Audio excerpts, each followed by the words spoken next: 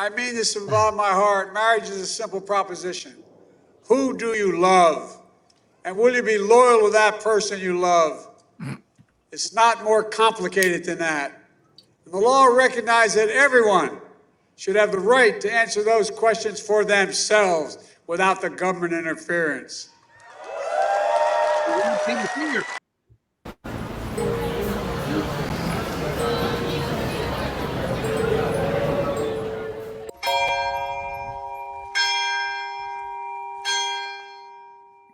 And welcome to News from the Pew, where we take news from around the interwebs, distill it down to make it slightly less frightening. I'm your host, Rick Barrett, and I'm joined as always by my colleague, Steve Cunningham of Census Fidelium and censusfidelium.tv and Zapple and every other place you can buy his merchandise, which you should actually, because I'm sure that calendar will come out eventually. And then we are joined by Jonathan Arrington from Florida. He's back with us today. We are very happy to have him back on. It's been a while, so we're happy to have you back on, John. And fresh off of finding out that every single ice cream machine in Kentucky is not operational, we have Mr. Fawaz Yazi trying to find something and still blaming it on said Taylor Marshall, because one man can only have so much power. Gentlemen, it's good to have you all here today. And we saw the old man rambling around. And I love the fact he's using the YouTuber stylish choice of putting on sunglasses so you can't see his eyes moving back and forth or just dead, either one. But yeah, we have the final enshrinement of Sodom and Gomorrah here in these United States of Amazon. And that is the supposed Respect for Marriage Act. Now, this act supposedly enshrines SSM, same-sex marriage, and of course interracial marriage, because my marriage, I'm married to a beautiful Mexican woman, has to get tossed in with this as well, even though there was no danger of that ever being taking place. So yeah, this is not a great day for any of us, despite what Biden and the 15 people that were at the White House today or yesterday to see this thing get signed into law. I don't know if you have any clips you want to play, Steve, before we actually get into this. We'll start talking about it. Here's Biden in 2006 in a clip we were grateful to get, recognizing that complaining about gay marriage, whatever you think of gay marriage, is a pretty handy way for politicians to distract from their own failures. Here's Joe Biden. The world's going to Hades in a handbasket. We are desperately concerned about the circumstance relating to avian flu. We don't have enough vaccines. We don't have enough police officers. And we're going to debate the next 3 weeks, I'm told, gay marriage, a flag amendment, and God only knows what else. I can't believe the American people can't see through this. We already have a law, the Defense of Marriage Act, where we've all voted, not where I voted and others said, look, marriage is between a man and a woman, and states must respect that. Nobody's violated that law. There's been no challenge to that law. Why do we need a constitutional amendment? Marriage is between a man and a woman. So he gets a pass because that was pre-dementia. He has no memory of saying. Because they support LGBTQ children and families, we have to speak out. We must stop the hate and violence, like we just saw in Colorado Springs, where a place of acceptance and celebration was targeted for violence and terror.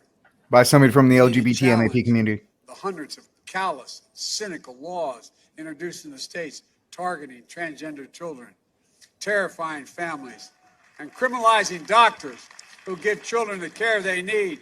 We have to protect these children so they know they're loved, and we will stand up for them and say they can seek for themselves. Yeah, because they're 5. Folks, racism, anti-Semitism, homophobia, transphobia, they're all connected. But the antidote to hate is love. This law and the love it defends strike a blow against hate in all its forms. And that's why this law matters to every single American, no matter who you are or who you love.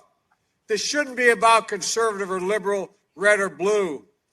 No, this is about realizing the promise of the Declaration of Independence, a promise rooted in a sacred and secular beliefs. Hi, I just want to tell you, I came here because Wake up!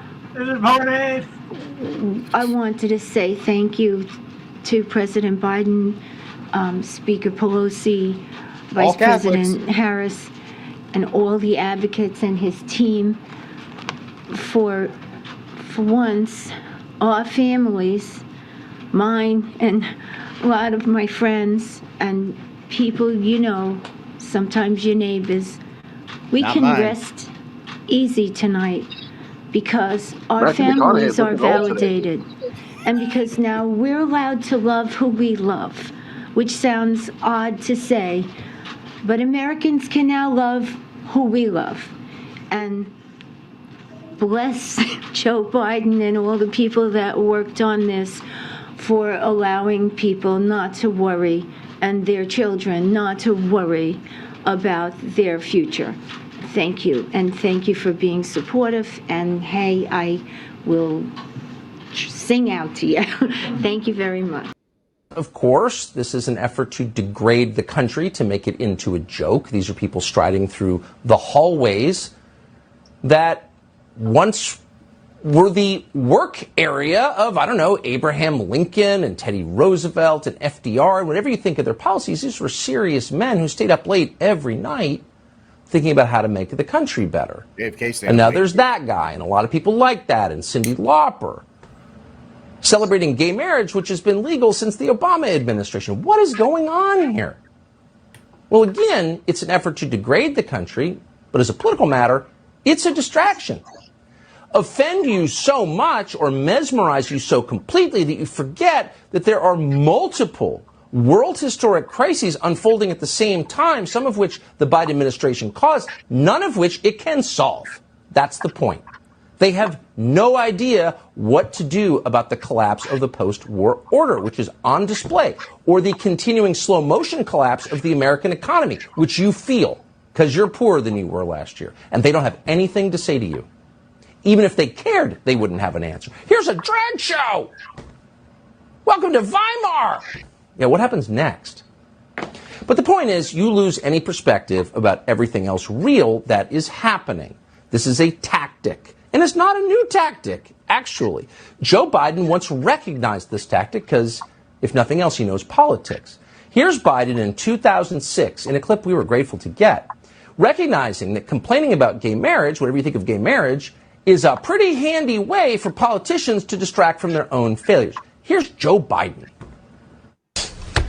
The world's going to Hades in a handbasket. We are desperately concerned about the circumstance relating to avian flu. We don't have enough vaccines. We don't have enough police officers. And we're going to debate the next 3 weeks, I'm told, gay marriage, a flag amendment, and God only knows what else. I can't believe the American people can't see through this. We already have a law, the Defense of Marriage Act, where we've all voted, not where I voted and others said, look, marriage is between a man and a woman, and states must respect that. Nobody's violated that law. There's been no challenge to that law. Why do we need a constitutional amendment? Marriage is between a man and a woman. So he gets a pass because that was pre-dementia. He has no memory of saying any of that. Now he's just a vessel for the ambitions of others. But that was an interesting insight.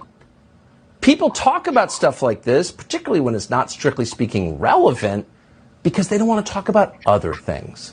And that makes it even more interesting that Joe Biden's handlers, 16 years later, are telling him to talk about gay marriage and drag shows. Anything to distract you. And in fact, at today's bill signing, just to completely pull your attention away from everything else that's going on, Joe Biden came out in favor of both gay marriage, of course, because it's been legal for 10 years, and in favor of the genital mutilation of children. Here he is. We need to challenge the hundreds of callous, cynical laws introduced in the states targeting transgender children, terrifying families, and criminalizing doctors who give children the care they need. We have to protect these children so they know they are loved, and we will stand up for them and say they can seek for themselves. It's pretty interesting when you think about it. So this is a bill signing affirming the legality, legalizing, once again, gay marriage, which most people support in this country. Should people get married if they love each other? Yeah, they should. That's fine. Not that controversial a point at this stage. But here's Joe Biden using that opportunity to promote gender-affirming care for kids. And of course, that means the sexual mutilation of children, cutting the breasts off 15-year-olds, sterilizing them for life with chemicals. That's what Boston Children's Hospital and many other hospitals have been doing. Puberty blockers. Have fun with osteoporosis when you're 30. Yeah, there's a lot in there, folks. And the interesting thing is, I'll just throw this out and then we'll get to everybody. There was an amendment to this continuing resolution that they're trying to hammer out before they go on their winter break because they earned it, to get rid of it was called the Yemen War Powers Act, where they would actually stop supporting the Saudis and their war against the Yemen people. And of course that got struck down because we need to be able to cause and give money to that. Yeah, that was something that happened this week that nobody talked about because they were all arguing about drag shows. So the whole thing, let's throw it to John. John, there's a lot to go in here. So I want your overall impressions of the Respect for Marriage Act, how far we've faded from the fact that there is still on the books a Defense of Marriage Act, and just the fact that you can't really call this a Judeo or Christian society. And then finally, if you can answer any of these, the fact that it was led by a Catholic president and a Catholic Speaker of the House. Well, the corruption of the best is the worst is kind of the easy way to sum it up.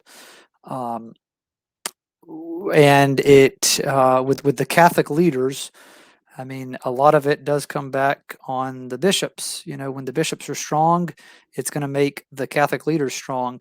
When they're weak, they're going to kind of go hand in hand. I mean, you kind of look at a historical example. Look at early 16th century England. You have one, well-known politician, one well-known bishop who stand up to Henry. At least the two who are, I mean, there were a few others who kind of fought back a little bit, but I mean, two who were adamantine. They were seriously saying we're not going to be moved one way or the other. Even if St. Thomas More says he prayed to be, left out of it. Even there are different ways to approach the fight. But basically, it's one that the church's bishops have just have failed in miserably. However, even we here in the pews obviously have been failing because a lot of otherwise good, solid, conservative Catholics would probably consider they would have listened to what Tucker just said right there and not blinked as he slipped in there. Yeah, you want to marry whoever you want to love? Fine. Yeah, fine. No, nobody's really against that. And sadly, not only is that way off base, but sadly, though, that's the way 99.9% of conservatives think. From Charlie Kirk to, you just almost name any of them.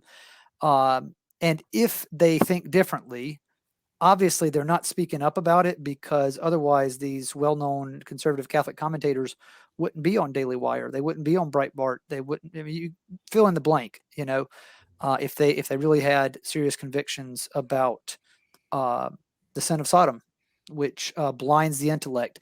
And so kind of to sum up what I'm roundabout saying here, we're going to have in the current conservative movement blind spots, if you'll kind of take that, blind spots, because the sin of Sodom and allowing the sin of Sodom to run rampant in conservative circles and not say anything against it, it blinds us because sin blinds. So it's kind of this vicious cycle that is keeping us blinded to really the only thing that could save civilization right now is to say, you know what, we're not going to have, at least in natural terms, any chance at taking care of the next generation if they're raised in sodomitical homes. If they're allowed to be raised by, gay parents, it's just forget about it. On natural terms, all right? There could be some Fatima-like event that would convert everyone, but I'm saying in natural terms, the church teaches us you don't expect the miraculous. in a situation like this. And so right now, what more do we expect? We're saying, oh well, gay marriage, yeah, who cares? So I'd say that's really the big thing, is that Tucker slipped in there something that it should have made everyone do a double take. What? It's fine if you love somebody. No, God made them male and female, and that's the way marriage works, as Joe Biden said in 2006. Yeah, absolutely. I mean, it's pretty funny that they just keep saying, Flaws, it's just loving who you want to love. I mean, Tucker even repeated it. You will not hear any conservative outlet push back against that, when it's really, if nobody actually, and I'm not asking you to, this is my point, nobody actually talks about what the act is when they're loving who they are loving, because that would make everybody vomit at the same time, Family Guy style. But it's not a love who you love, it's lust who you lust. That's really what it is. It is the promotion of lust and selfishness. And it really is typical 2022 America at this point, Flaws. Yeah, you're absolutely right. And nobody mentions it because you're not allowed to mention it. And the funny part about it is the conservative movement today, and I'm very, very disappointed in the conservative movement today because they conserve nothing. As a matter of fact, when we heard Joe Biden in 2006 speak, that's the conservative movement today. That's how far they've moved to the left. And they're centrist or call themselves right. They've conserved nothing. What's the point of calling yourself conservative if you don't conserve anything? That's number one. And number two, to your point, Rick, and also Jonathan, well, when we say the words love is love, well, that's a fact. Love is love. Water is also water, but the majority of us don't drink from the toilet.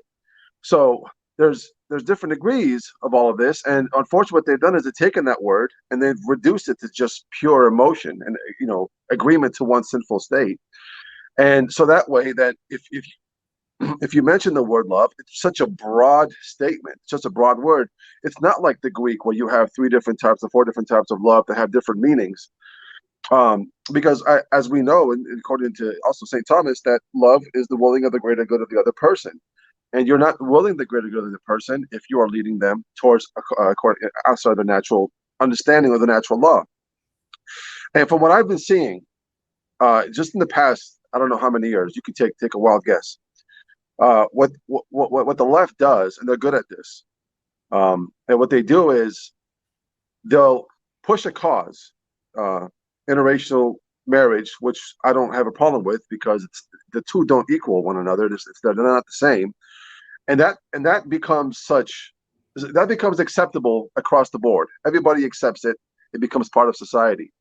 Then they introduce what we have now is they call same-sex marriage, so-called. Then that gets clumped into the civil rights, so understanding of interracial marriage. So that way you don't question it; it becomes socially acceptable. And then when that becomes socially acceptable, the politicians just move to where they want the society to move because they want power ultimately. And this is why Joe Biden in 2006, only I don't know how many years ago, in 2006 said that marriage between a man and woman because that was the sentiment, the majority sentiment of the country. So it's all about votes and it's all about power, staying in power. Once the frame, mind, and of the society started to shift a little bit, and this was their effort to do it. They went through the music, they went through sitcoms, they went through TV shows, normalizing this act. The next step is to introduce what we talked about, the transgender right for children. And then once that becomes kind of socially acceptable, it gets lumped into interracial marriage and sodomy. And the reason they do that is because they have to do it in order to make it acceptable, so that you could swallow it. It's okay for society. So that's my biggest problem with this, is the fact that the conservative movement, you heard Tucker, you heard all those people who are trying to conserve the natural law, don't conserve anything. As a matter of fact, they keep shifting to the center, and they're almost left at this point, because there's no tug of war happening. It's just one group holding their ground, and they keep moving one direction because the other group keeps pushing or keeps pulling.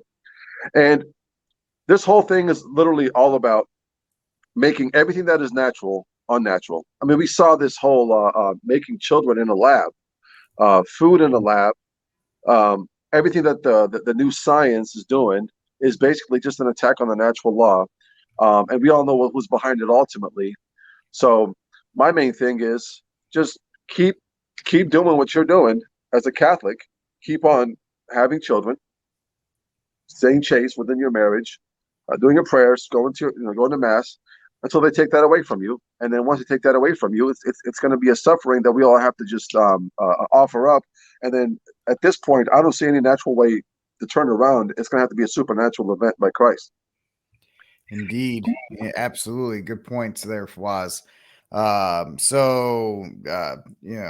Steve, I guess we can't vote our way out of this. We can't vote harder. We can't look for Trump the savior because Trump was the most LGBT MAP president out there, embracing the tent and making it bigger.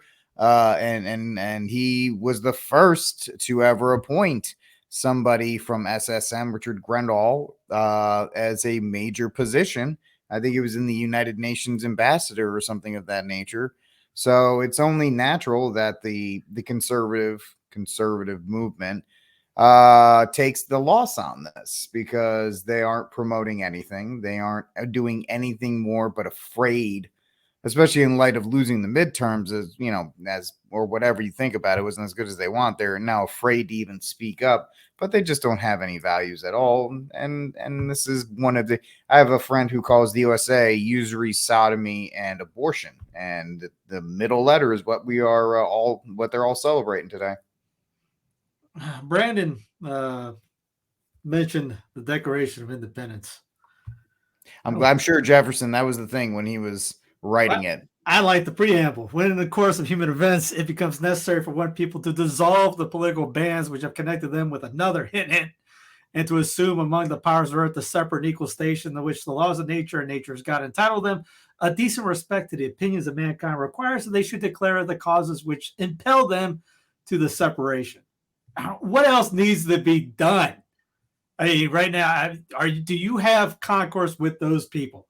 Anybody want to say, yeah, I'm in line with Brandon and the rest of that ilk of, you know what, I'm good with, let's cutting off some, little 8-year-olds because, he thinks he's a girl or whatever the procedure is, whatever they do anymore. Or, this whole gay marriage thing, which that you start with the civil rights law that came down, the Civil Rights Act, which I'm with Dr. Rand Paul, that's unconstitutional. There's nothing in there. All you have to do is be, just let quote unquote freedom run. I mean, that was a government imposed thing. The same people that are imposing the QR codes, Corbett writes about this in his latest newsletter. The same people that are imposing QR codes, and you have to do this and enforce this, are the same people that have been doing this for the last 30, 40, 50, 60 years and are doing it continue today. Idea is so great, they got to be necessary or they got to be mandated. I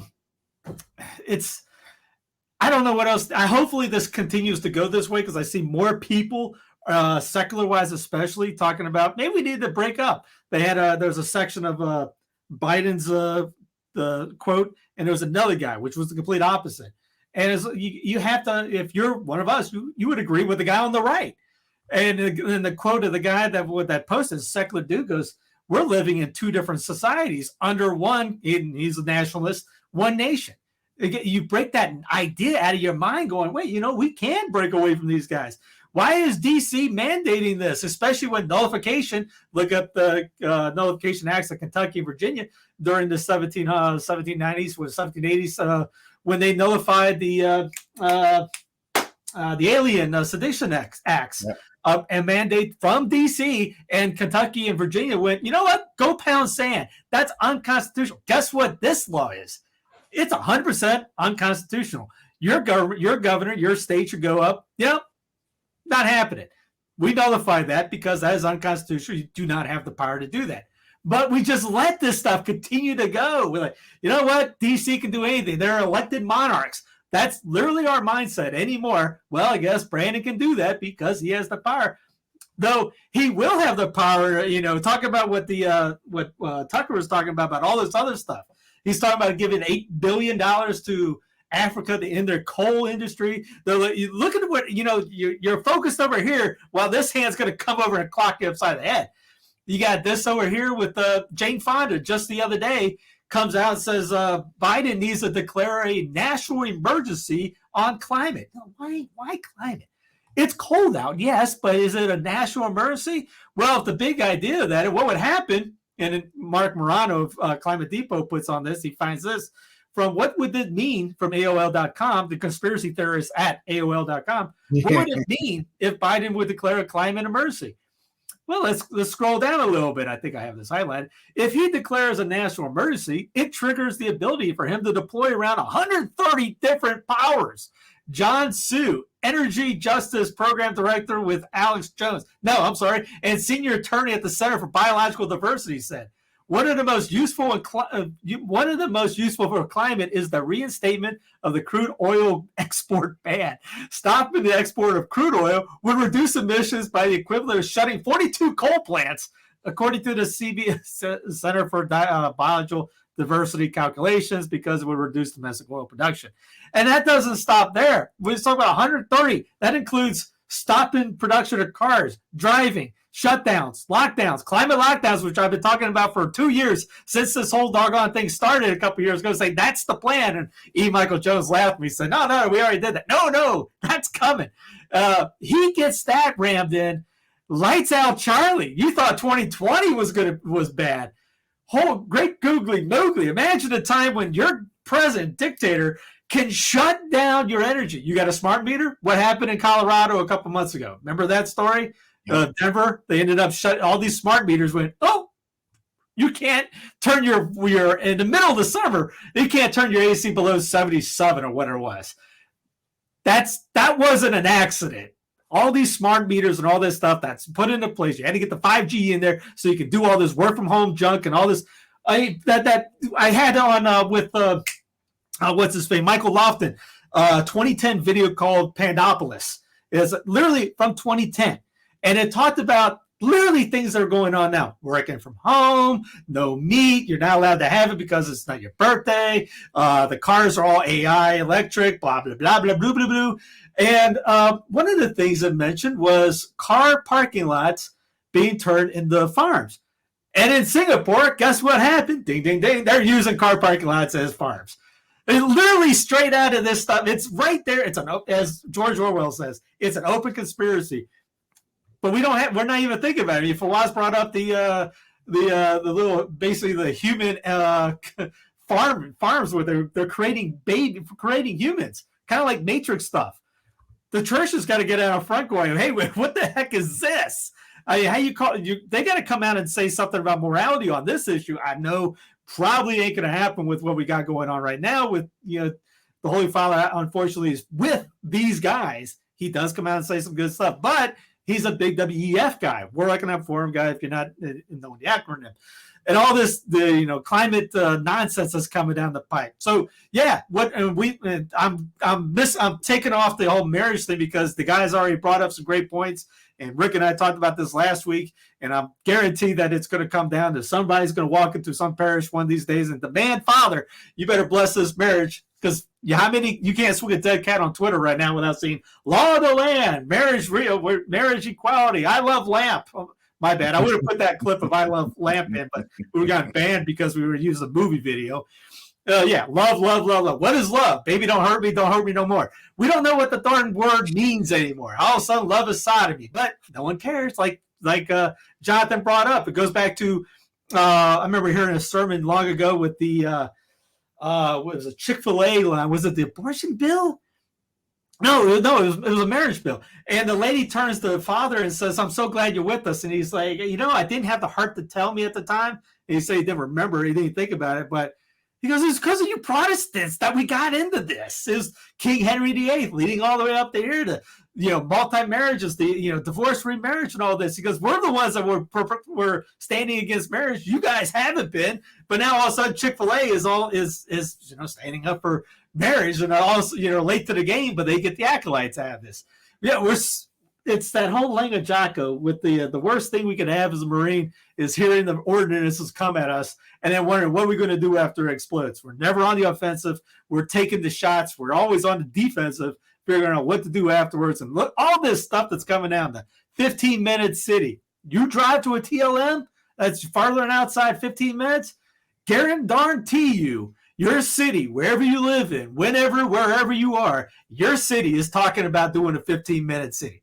And if you live outside 15 minutes, you ain't driving to that city, to that TLM. If you're 45 minutes away, 30 minutes away, you better be inside that city. And I'm not telling you to move inside those cities because it's going to be one of those smart cities or anything like that. They're going to try to get you out of the woods and the nice outside towns and move you into the smart where you're tracked and cameras. Is that what TV show with the guy that played Christ, Jim Caviezel, Person of Interest? It's that kind of show where you're being looked at there. I don't know if you've ever seen it. It's a great series. It's basically Big Brother's tracking your every movement. Literally, that's why there's cameras everywhere. I mean, there's going to be a time you're probably going to be shooting the cameras because of you're going to be living in one of these cities. You're not going to be allowed out of your house. Like in China, these guys aren't even leaving right now because they're tired of having their dumb phones swapped 4 times a day to see if their social credit score gets up to par. And now you're talking about you for a marriage. Guess what? Now you're a domestic terrorist. Now you're on the government hit list because you don't agree with Biden because that's what he said during his Darth Vader speech a couple months ago. You don't agree with us. You're an extremist. And your social credit score will go down to 2. So you're not going to be able to buy food, do this, go to mass, drive, anything like that. People laugh. You're not believing it? What's going on in Australia if you want to segue to that? Yeah, we absolutely can. But before we do that, I was trying to remember it 3 or 4 times. McClanahan brings this up that the first step is nullification. Yep. If you want a peaceful way out of this, Florida is essentially as close to what you're going to see as far as nullification with a lot of stuff. I know we didn't cover it. Maybe we can in a bit, but he's petitioning the Florida Supreme Court to go after Pfizer and the guys who are pushing the jab. And so that's if you want to try and for those who are not a secede or break down, then the way out of this is to push nullification and interposition as a way to, barricade from complete social chaos. Now, the 4 of us are like, maybe with the social chaos just so we can break the whole thing down and rebuild it. But for those of you who are looking for a different way, the nullification is the primary way out. Well, I'd love to see some pressure put on DeSantis to do it. He's a Catholic guy. So, let's put some pressure on him to, hey, call this out. Because there's a chance in 5 years this could be struck down by SCOTUS because it is unconstitutional. And somebody's going to come in and something's going to go down and it'll be a lawsuit, go through the states and eventually go up to SCOTUS and it'll get knocked down if, people are with right thinking up there. But if not, you still got to use every ammo you got in your twill to, take this down. Yeah, absolutely. In that regard. So the Australia story, if you want to jump on that, is it a video Crackdown clip on social media abuse is being considered by the federal government. For more, Nine's Oliver Haig joins us live in Adelaide. Ollie, how will it work? Ollie. Good day, mate. Well, good morning. Essentially, it will work the same as a passport. Australians forced to submit 100 points of identification, like their driver's licence or passport, when using social media accounts like Facebook and Twitter. Now, police would have access to those social media accounts, and it's all part of a crackdown on online abuse. Now, users could be liable for defamation suits or even criminal prosecution, and it's all part of a plan hoping to deter people from engaging in bad behaviour. Now, the recommendations were handed down by a federal parliamentary inquiry. They're reforms that are being considered by the Morrison government, with the chairman saying there is merit to remove the veil of being anonymous. Layla? We definitely don't want anonymity. I can't say that word, so whatever. You all know what I'm saying. I was watching a tinfoil hat there, so I figured I'd wear it since we're watching. Oh, wait, that was the regular news. Yeah. That was the guy reading off of his smartphone that will now be used as a passport to make sure that he can't go anywhere. And I mean, these will Australia. be sold at the website. If anybody wants a tinfoil hat, you can get them for 40 cents from the website. I'll try to put a logo on if you can. Somebody's got to talk to you about marketing. 40 cents is a little low, bud. You want to actually make a turnaround on those. Maybe $1. Maybe $1 with inflation. But unfortunately, you're seeing Australia, the former prison colony that it is, living up to its name, being the test run for all of this stuff. And it's definitely going to, Steve and I talked about the Polestar car last week and how they want you in electric vehicles because then they can, over the air, give you more horsepower or less or keep you from going certain places. And it's the technocracy that is being 100% promoted here. And it's very interesting the way he said, oh, it's going to be like a passport. So that way, no more hiding behind, no more being a troll or any of these other things.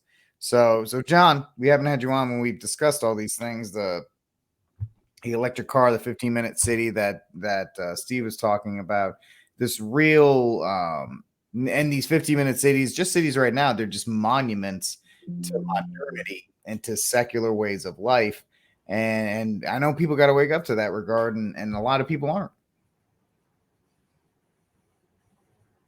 You're muted. Take it from me, buddy. No, sorry about that. No worries. I even have the microphone right in front of my face to it.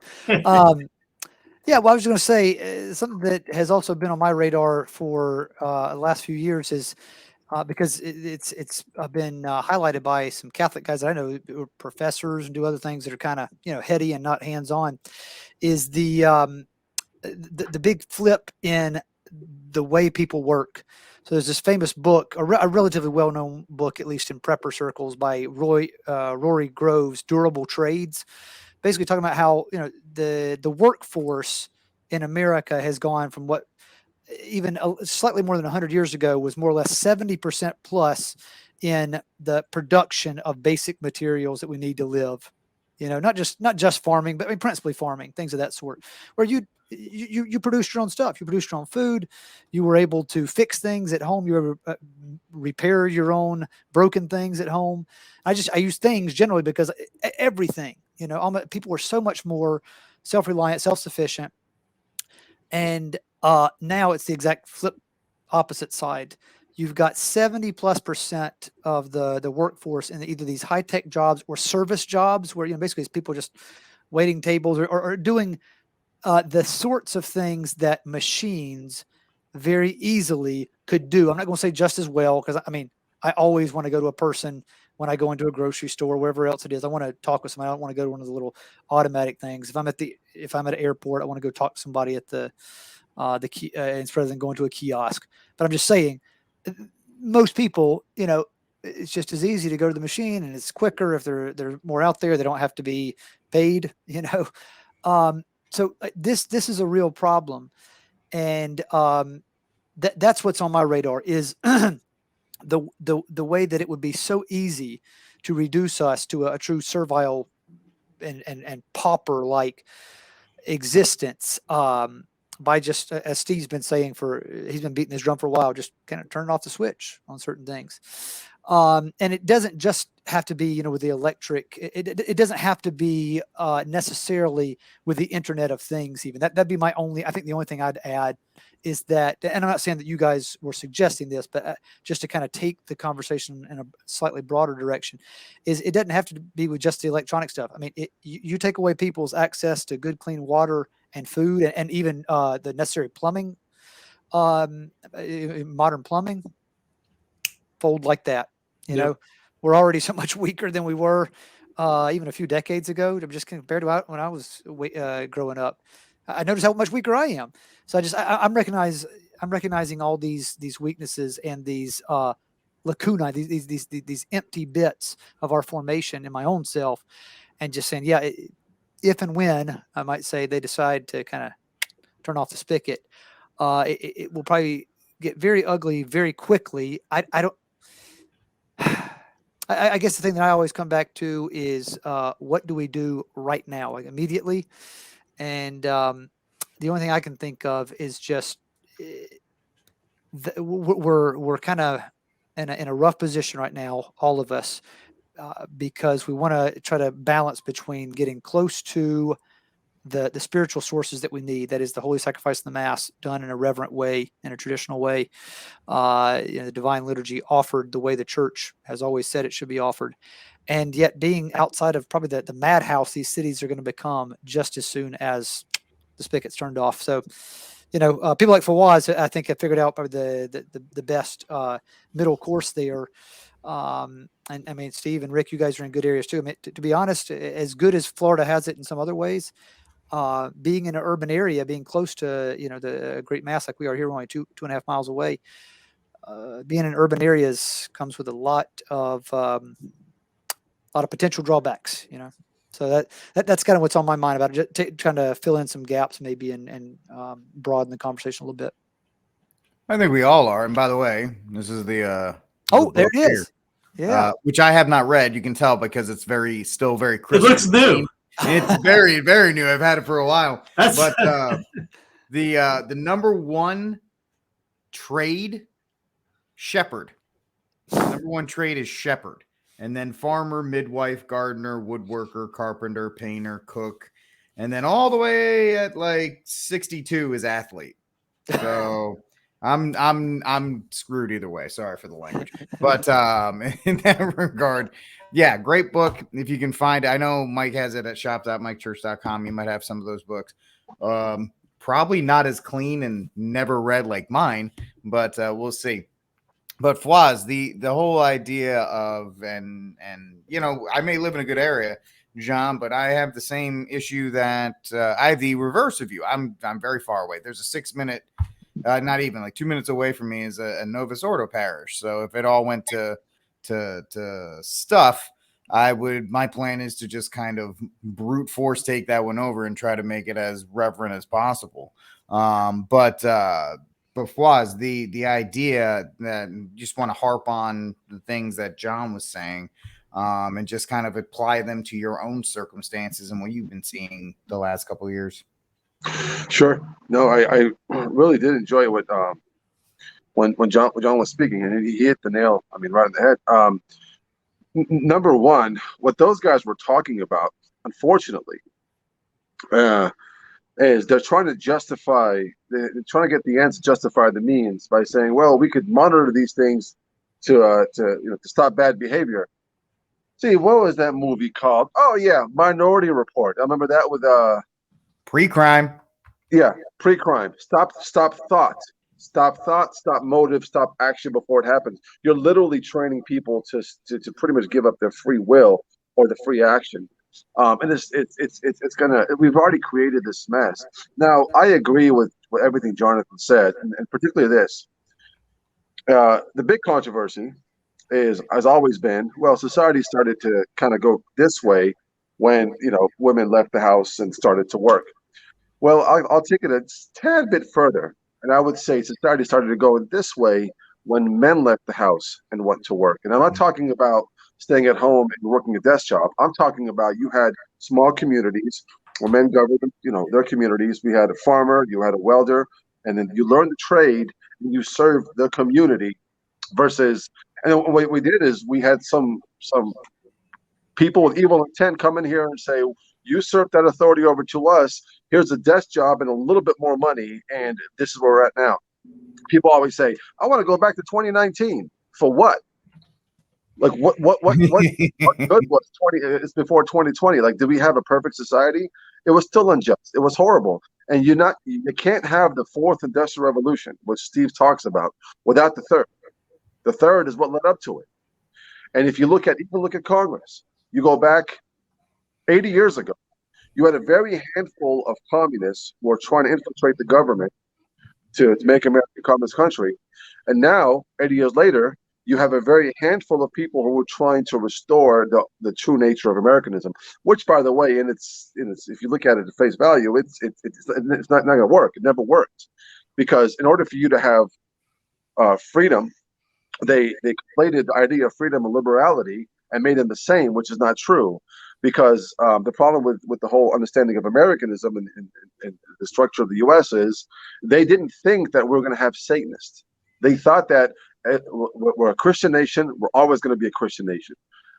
We ain't even close to a Christian nation. This is an evil nation. And as far as the way it operates and governs, it allows anything and everything to be unnatural, according to natural law, to be swept away, and everything that is unnatural to come in. So my whole point in this, there's no escaping this, because they have their claws. The arrows of Russia have really spread across the whole world, in every corner of the world, maybe with small pockets. In 2020, people knew more about COVID in 1 week than Christianity in the last 2,000 years. I mean, it became such a heavy push, and every corner of the world started to comply with this agenda. So it goes to show you they have their people in place. It's the right time for them to do it. Right now, we might be safe. And people thought, this is not going to happen to the U.S. This will never come to the U.S. Well, think again, because it's coming here, and it's for most part it already is here. So how do you get this country back on track? The Catholic Church is the only salvation for your soul. And I would say the Catholic Church, and understanding of how to run a society, is the only salvation for the U.S. and the whole world. Other than that, this is a natural cause. This is a natural consequences to a natural cause. Yep. Well said. Well said in that regard. I mean, Steve, you've pretty much covered it beforehand. You got any closing thoughts before we move on to our next topic? Yeah, this is coming in from Oxford, England. After Oxfordshire County Council approved plans to lock residents into one of 6 zones to save the planet from global warming, protests against the decision are being organised to take place in February. The council will introduce green light traffic filters in the city. They will ban private vehicles from 6 areas at certain times and are set to be introduced next year. Well, Ben Pyle is an independent researcher and writer, and exactly the kind of person we need in this country at the moment. Good morning, Ben. Are you there? I believe that you are one of the people. Good morning. You're one of the people helping to galvanise public opposition to this plan. Why? Yeah, well, Together Declaration has many thousands of members and signatories and people with expertise.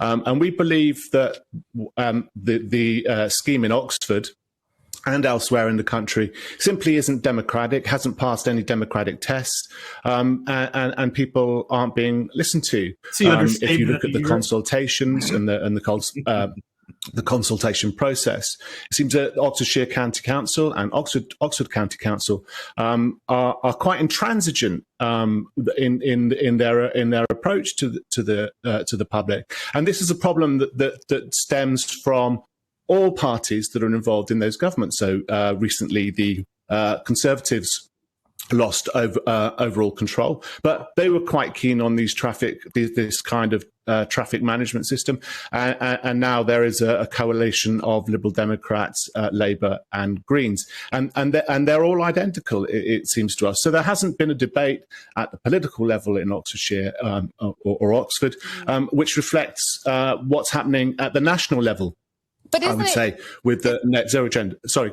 No, sorry, Ben. I was just going to say, isn't it the case, though, when it comes to net zero, there doesn't need to be any sort of democratic process? It just feels like this decision has been just made for us, and we all have to buy into it, even if that means small yet huge changes to our life and the decisions and the choices that we're allowed to make about where we move around. Why? Help us to understand this in terms of, even if you believe that we should be saving the planet, that doesn't seem like a crazy idea to buy into, but why does it concern you and the Together Declaration that these changes are in the pipeline? What are we at risk of losing? Well, I think democracy is the best way of determining policy, and that means a frank conversation about the problems either a town like Oxford or the whole country face. So it might be that the people of Oxford ultimately want more draconian management of traffic, and it might be that the country as a whole wants frankly, wants expensive energy, and is or at least is willing to pay the costs for what it believes is important, the emissions reduction. But actually, it turns out that climate policies might be worse than climate change itself. If you're gonna lose your income, you may lose your house, and you may join many thousands of other people in losing your income or your house. Then that it's hard to say that that's a problem that's preferable to slightly different weather. That's coming to your neck of the woods in the not so distant future. Yeah. That's happening right now. And what is everybody talking? Again, what Tucker said, this is that whole thing is just another way. Nobody was worried about it. It was because of the whole, and for Waz and John, I don't know if you guys saw the show from last week, we brought up, and everyone and a couple other people made this connection. It came from the destruction of road. This all idea came from the road, from the Dobbs thing. They got fear. Oh, wait, they're going after. Wait a minute, who's talking about that? Because Clarence Thomas brought it up, in a speech or whatever interview. They all went nuts. Oh, they're coming after you guys now. Nobody's coming after any of that. As they mentioned, as Tucker even mentioned, this thing's been legal for a decade. Nobody's going after that. Now, what Clarence was talking about is maybe if it really comes up, and yes, it would be unconstitutional, but I don't think they have anything in the pipeline. Now you got something coming in the pipeline. They accidentally is what the whole idea was. Somebody brought it up. Evil will do something stupid to destroy themselves. This is something that evil didn't need to do. They did it anyways, and it will come back to bite them if something comes through a pipeline. Like I said, I guarantee somebody's going to come into a priest one of these days and make them bless it because it's now the law of the land, and they're going to be forced to it. Or a good priest going to tell them to go pound sand, and they're going to bring the feds in. Hey, Fed, it's a federal thing now. You got to do this to us. I see that coming down the pipe. Hopefully, I'm wrong on that, but I don't know. But yeah, that stuff right there, that's coming down. They're locking it down. The lockdown's coming on the climate change thing. That was the whole thing about 2020. The COP27 happened a couple weeks ago that just ended. How most people don't know what happened with there. 400, I think Morano was talking about 400 private jets were there. They were serving the best meat in the planet, the same meat that they don't want you to ever eat again. And they were talking about force. Oh, that was what I was going to do. You guys go to another one. I'll try to find this video where Gore comes out and talks about that he wants Al Gore, Vice P. Al Gore. Probably could have been president. Unfortunately, thank God he didn't, even though we got his evil. Anyways, they got evil out of it. Who comes down and says, we want ultimate control to monitor everybody. He's not talking about global warming anymore. He's talking about monitoring everybody on the planet, social credit score, all that jazz to see about see if they're allowed to travel, eat, all this. I'll find a video. You guys keep yapping. I'll see about something. I'll see that because I saw that going, holy Moses. And Tucker ain't talking about that one. Nobody's talking about this one. And that was that you watched what Kerry and Gore said. This is when those unelected rulers are over there making like they said. No democracy. You didn't vote for this.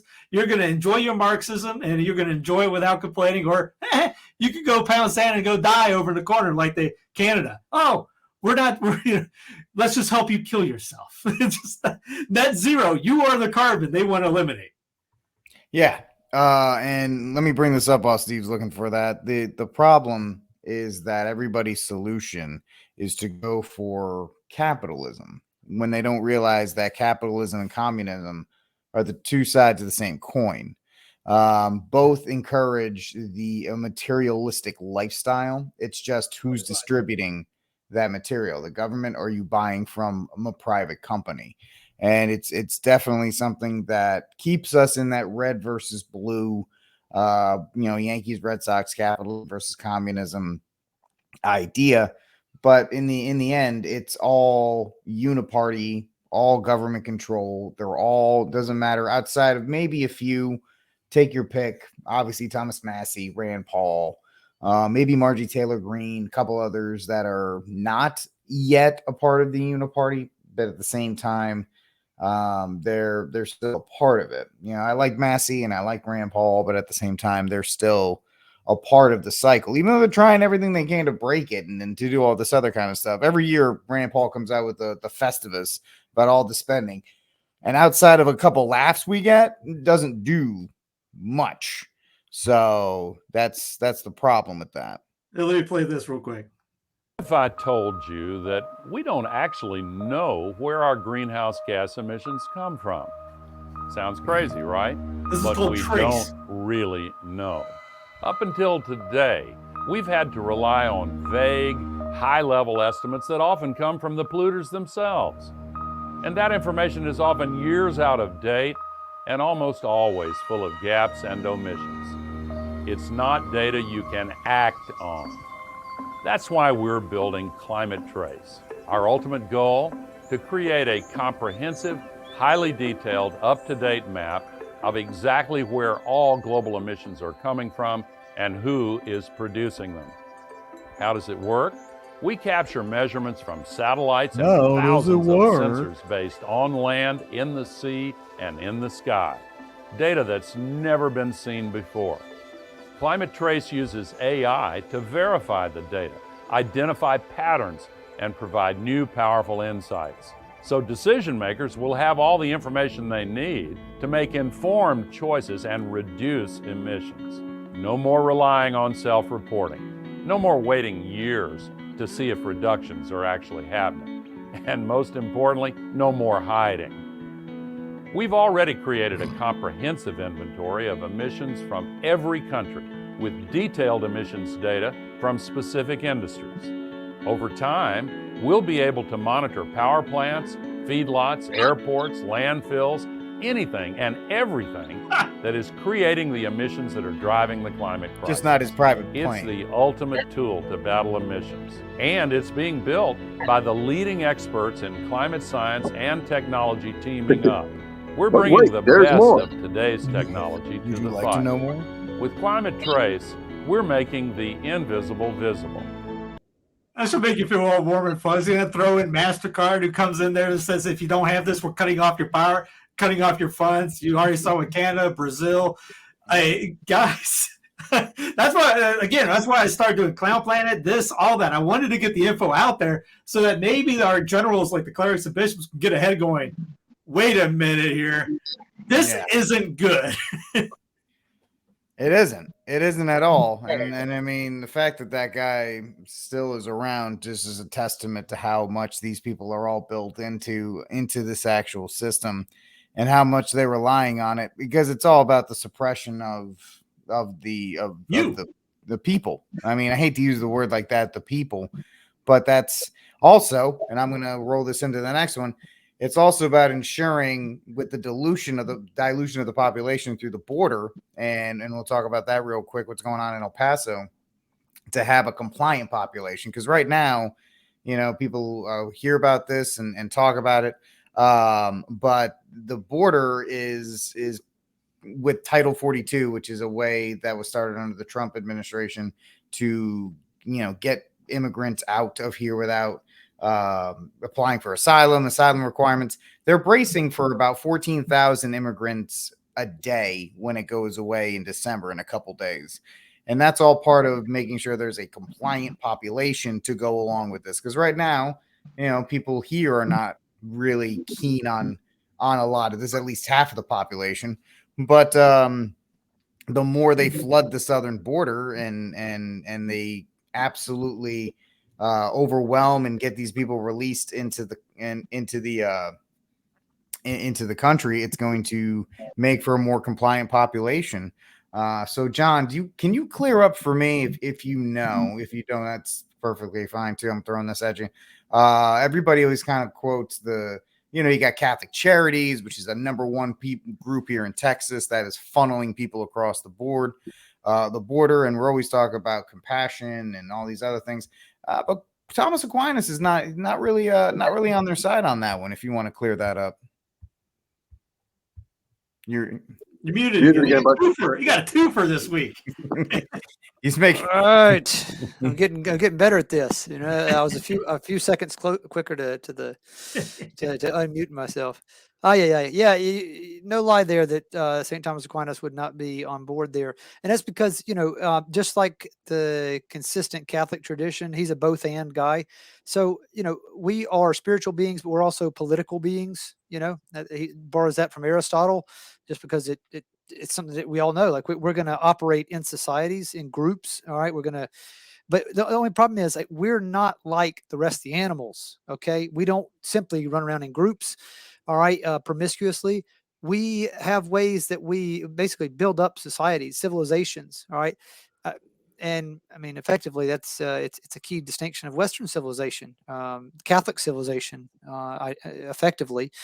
And when you have civilization, you've got certain rights and you have certain duties. All right. And it's that same way with almost everything else in life. I mean, you hate to make everything sound like a binary, but it kind of is. There's rights and duties that we have from God. We have certain rights that God has given us, and we have certain duties back to God. All right. Same way with our relationship with our relatives, you name it, but in the greater society. And so the biggest issue here, well, as far as I can see it, at least as my little brain allows me to perceive the matter, is that there's no talk at all about people coming into this country having obligations. All right. Why is that so problematic? Well, I'll just give you kind of an anecdotal reason why.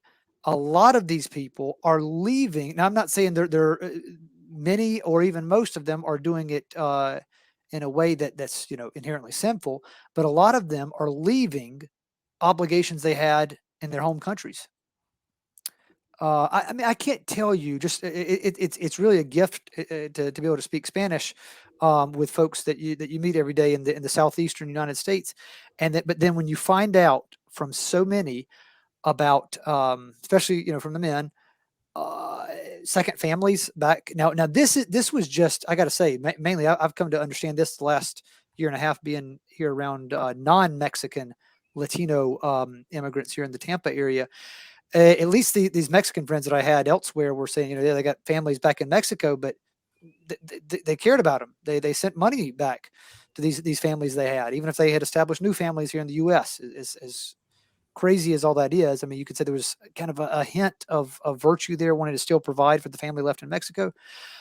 It's not that way with a lot of the other immigrants coming across. Not all of whom I should add are Latino by any means, or even from South America.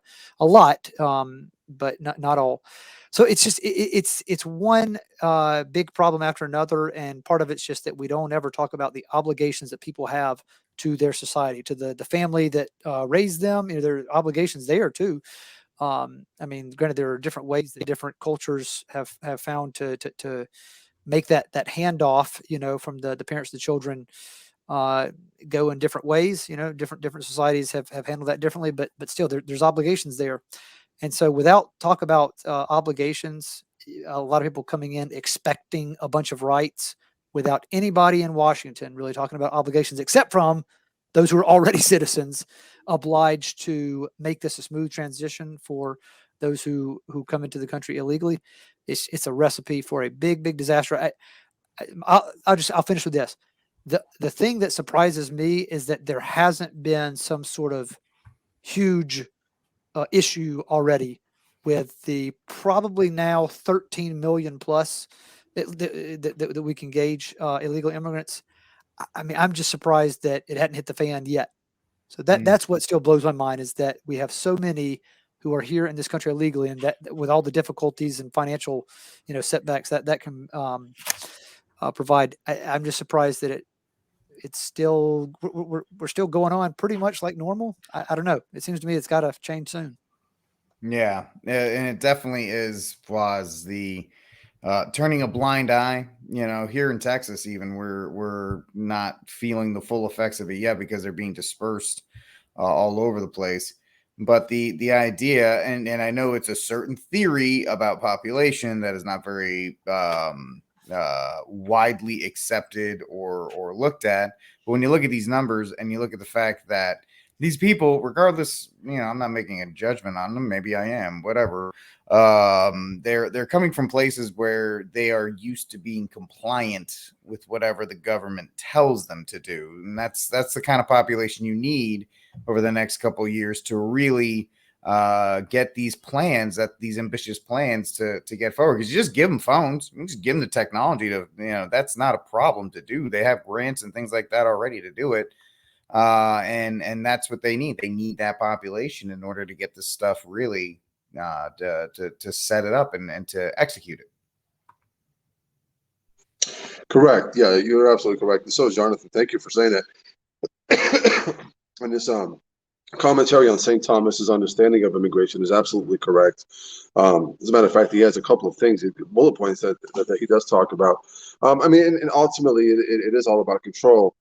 Mass immigration has actually been worse for the world than it actually has been a net negative than it's been a net positive. A lot of times, even when we did immigration a certain way, where we did take some of the best and the brightest across the world to come to the U.S. to be more innovative, you strip those brains from their country, pretty much keeping those countries poor and powerless, while you built up a certain country. So in a way, of course, the U.S. and the citizens have a say on who comes in, who doesn't come in, how many come in, don't come in.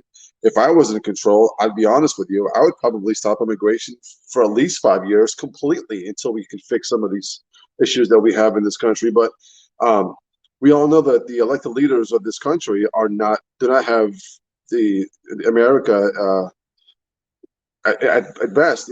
They're really, it's this whole understanding of globalism is you have to continue to get these people to come in, get their votes, continue to get more power, and then who has this power, of course, is the WEF and those who are. And Steve talks about this, so it's all interconnected. It's not an isolated incident here. It's all about power, and Satan really does give the three temptations that he gave to Christ, that he gave to Adam, in the desert, in the garden, that he gives to all of us. My whole thing is I'm looking at it in a broad aspect of it.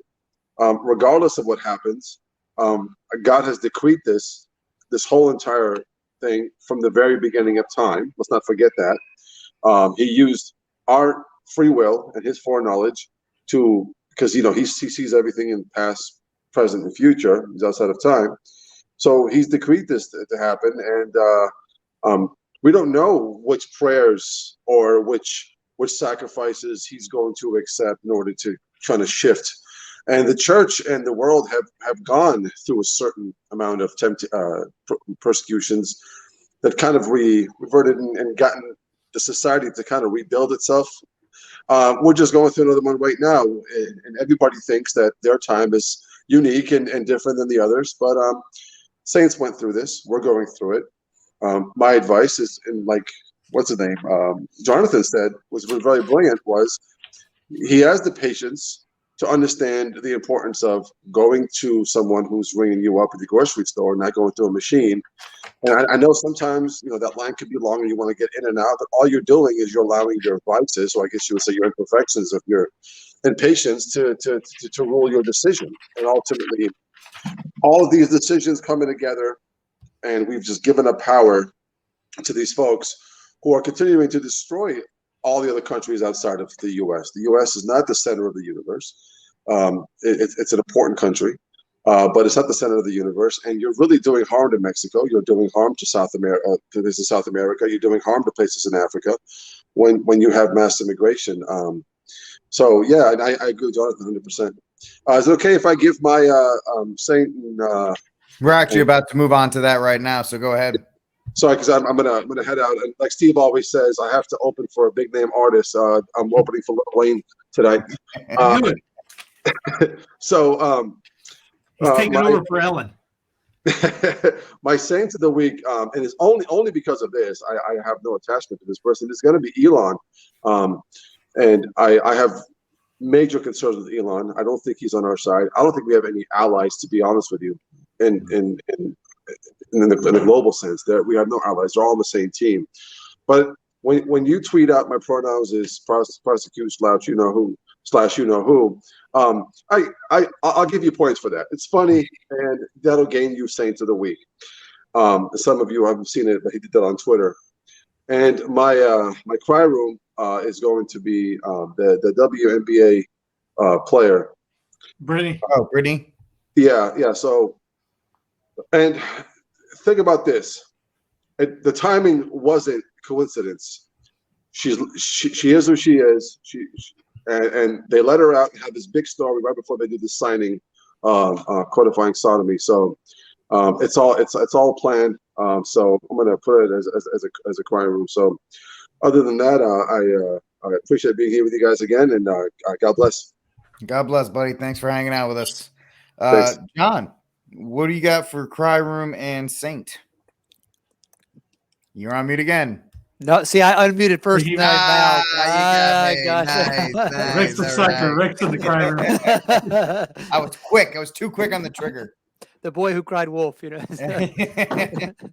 Well, I'm going to make mine simple and local. I'm going to put my Saint of the Week, DeSantis, there for being the first one to really, really push, and he has done it for a long time too with Ladapo, his kind of health secretary there, to push some sort of investigation about the drawbacks of the vaccines. I mean, if we can finally get some justice there with that issue, I might have a little bit of hope for where the nation as a whole leads. I mean, I don't think anything's ever going to come of it.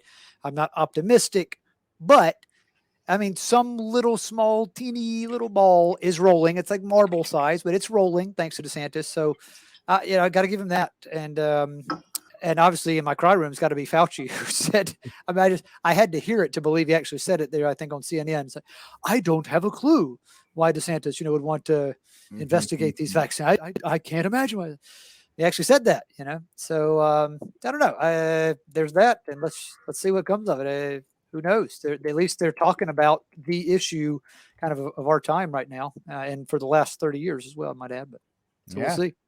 Excellent. Steve, Cry Room, Saint, go.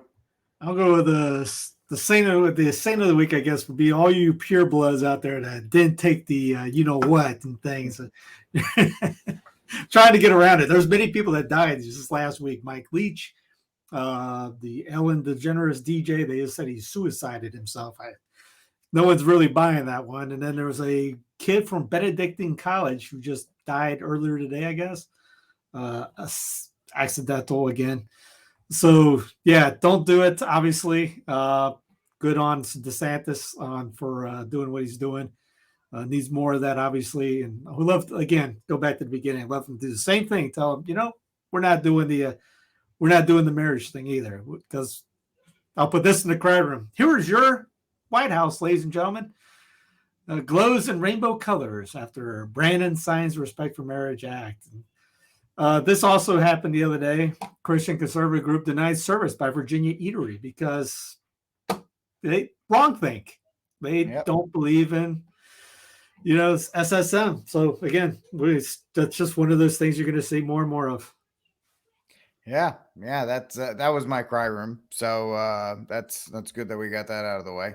And my Saint of the Week, I don't know. I guess the